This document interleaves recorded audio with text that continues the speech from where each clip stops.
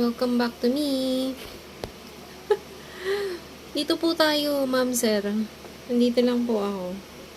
Pag may problema ka, ma'am sir, dito po tayo. Nandito lang po ako sa bahay. O kaya, pag nasa labas ako, nandun ako sa may simbahan. Kasi ikaw, kung saan ka pumupunta. Tapos, pwede ka naman mag-summon, ganyan. Kung ano tuloy iniisip ng mga tao sa akin eh. Pero wala naman ang pakialam. Pwede naman mag-isip ng kahit na ano. Huwag lang chumismis. Tsaka manira. Grave scandal po yung ginawa niya. So, halimbawa na na ganito rin yung nangyari sa'yo. I-comment mo na. Mag-collab na tayo. Mga ma'am sir. Pero kasi ako, hindi ako makakagawa ng Tingnan mo, pag tinignan mo yung mga videos ko, magkakaiba yung itsura. Hindi siya consistent. Sa tingin mo ba, hindi yun ini-edit? Or hindi yung pinapakialamanan na... Ay, sorry. Ayun. Sa tingin mo ba, kung sa tingin mo at may opinion ka, pwede ka naman mag-comment. Ayun, mag-comment ka na.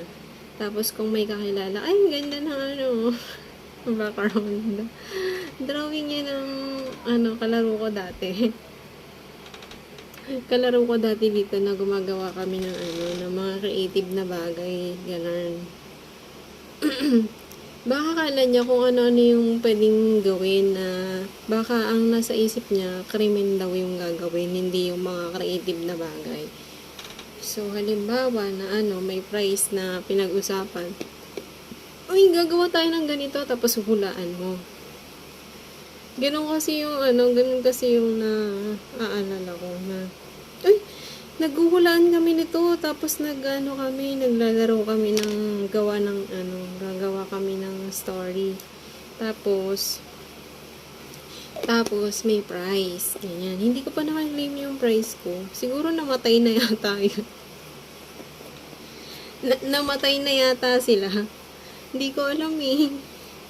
Paano ko ba yun i-claim yung prize ko na yun? Hindi ko pa siya nakiklaim. So, siguro magtatrabaho muna ako bago ko siya maklaim.